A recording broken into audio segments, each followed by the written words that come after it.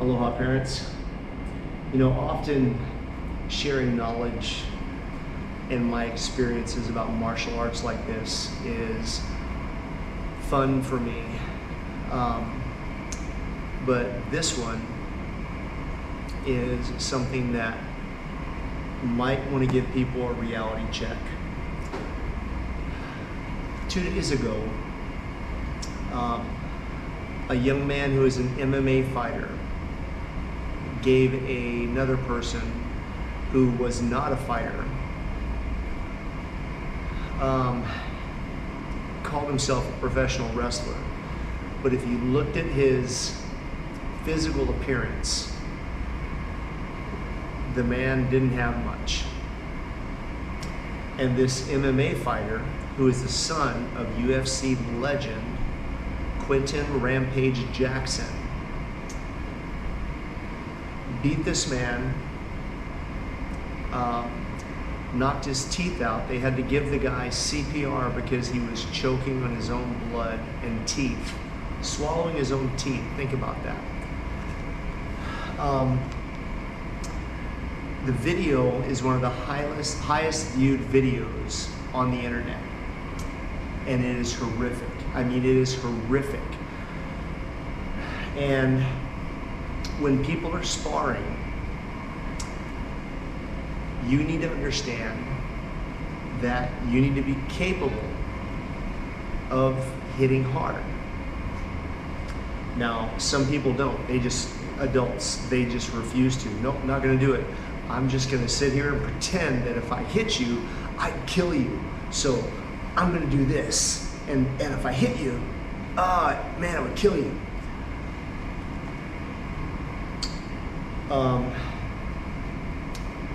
The victim, Stuart Smith, was a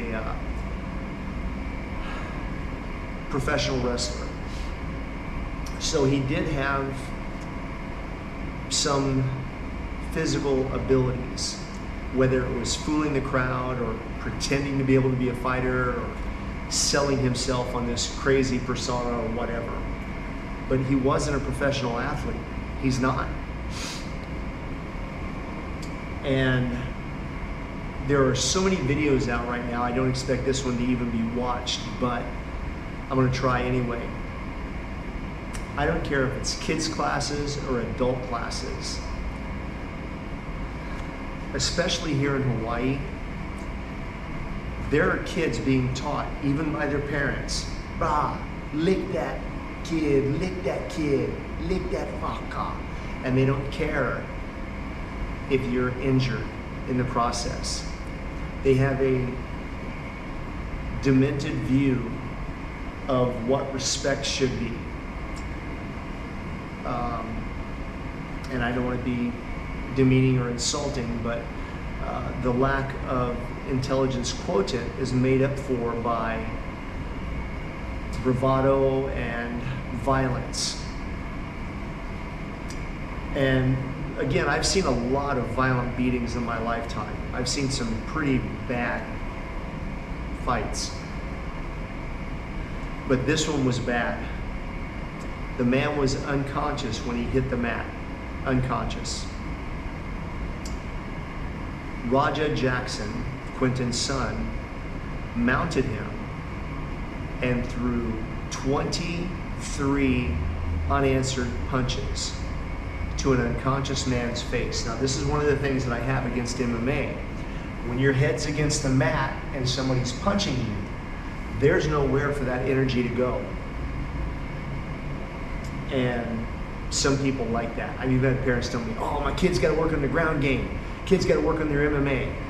And I'm just like, what are you talking about? Your kid needs to work on a foundation of martial arts. But the psychology behind the martial arts, a lot of people think that if they learn a few moves and they learn how to kick and punch, yeah, they'll be good, they'll be able to fight. And that's just not true. you have to be sparring all the time in a controlled environment. I am a big opponent of these MMA fight gyms and these gyms that teach everything. I don't agree with that. And these guys say, oh, my uncle going to train me in his garage. I am a big opponent of that. But the level of violence that is being produced by these people who are literally nothing more than predators is something that you're going to have to learn to match. And my adults, kickboxers, whoever, you guys can pretend you know who you are. You can pretend that you can fight, but one guy like this is a danger to everyone. Look at the video of how many people it had to control him. Look at the first guy who jumped on him and tried to pull him off. The guy was terrified. The guy tapped him a couple times, tried to grab his arm, and then backed off. And he just kept swinging. The guy was terrified. That's the psychology of a real fight, unfortunately. So, hard training, hard sparring in real martial arts. You don't have to get beat up every day, but you have to be willing to for adults. Kids, just by being pushed and seeing that they can do more than they're capable of, because kids, believe me, if they see, oh, I can take a break here or I can slack off here, they'll do it. They're kids, they'll do it. They'll cheat. And they'll take advantage of that. But this is the end result. And when you have guys that go, oh, these are my friends over in this group here. Dennis Alexio and I used to have arguments all the time about who was going to be on our cards. And he would bring in these guys that were just straight up thugs sometimes. And he would do it for the excitement of the fight because he wanted to sell tickets. And I get that. But me, I came at it from a different angle.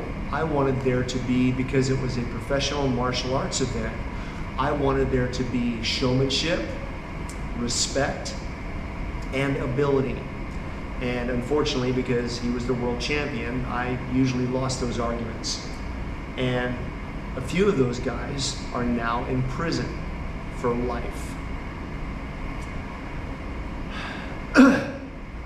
But this beating was something that I won't forget for a while. And if you think that you're exempt from this, or it could never happen to you, oh my goodness, I don't even know what to say to that, because it's horrifying to think that a person can believe, yeah, I could defend myself against somebody like that if I had to. If I had to. People always say that. If I had to. And you don't rise to the occasion. You wilt. You fall to the lowest level of training.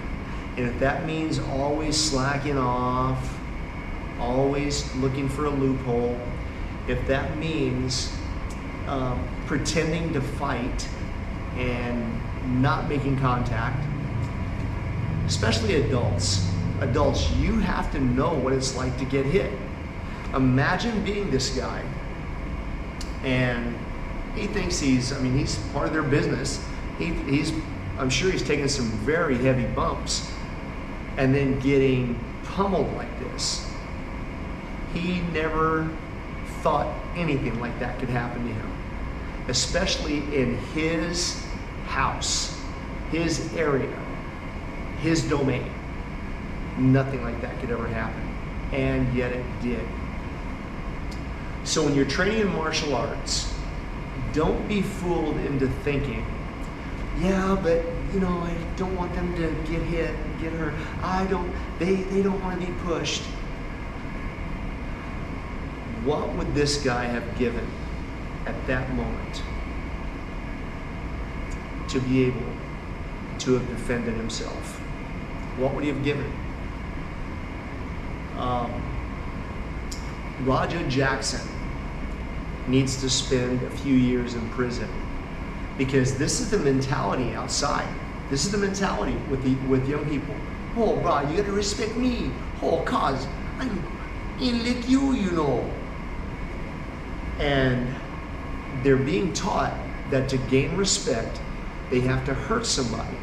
And in that stupidity that many of them are being taught by their parents and their peers, they're willing to risk years in prison, possibly life in prison, over a statement that they can't even properly pronounce, over earning the respect of another individual. Back in December, when I was a first responder at a really bad car accident, all the young people coming out, they acted like they cared that the victims were on the ground. They didn't. They were running around, young guys taking their shirts off. Bah, I going to jail today, I swear to God. I going to prison, bah, I going to prison. I going kill somebody. And there were guys coming out that were so high on drugs.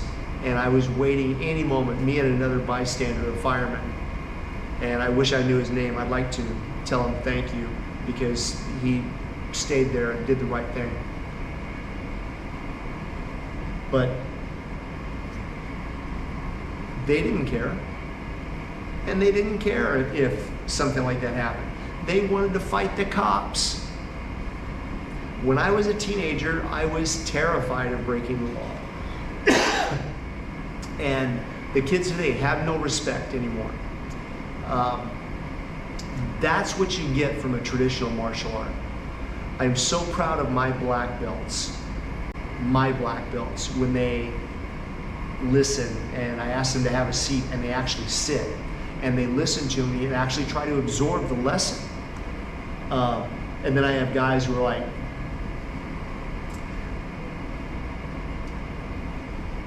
but my black belts are very capable of defending themselves. But even they need to watch this video and understand you are always training. I have guys with on CCW qualifications for their concealed carry. All the time, they can barely qualify. Sometimes, most of them, the time they can't. But they think that fighting 3 or 4 guys at the same time, or one crazy guy who jumped on them, now somehow magically they're going to be able to produce a firearm and place well-aimed shots that are going to stop the threat? Absolutely not. So watch this video and learn something from it, because like I said, Raja Jackson needs to spend some time in prison. He needs to be financially responsible for his victim's convalescence, all of his medical expenses, all of his living expenses, for as long as it takes, for the rest of his life. And when you're sparring and you think that you're doing something because you're not. You're not fooling anybody. You're not doing anything. If that's your workout, that's your workout. That's your jam, that's your jam. But if you're going to learn and say, I can defend myself with these tools, they better work in a worst case scenario. And this beating was a worst case scenario. So think about what I said, train hard, understand that anybody, in the words of Mike Tyson, everybody has a plan until they get punched in the face. Anybody can throw a punch or a kick, and anything is better than nothing. But can you throw one after you've been rocked, after you've been stunned, after you've been knocked down, had the wind knocked out of you? That's a completely different story. So even when you're sparring, if you're sparring, you're getting injured from time to time, suck it up, because that's part of sparring. A lot of times people are like, when they're doing the beating, they like it. But when they're receiving it, now it's a problem. So don't be that kind of a person. Understand that in a real situation, And when you're dealing with the psychology of lunatics, which is what these people are, lunatics, you better be on your A game. Thank you.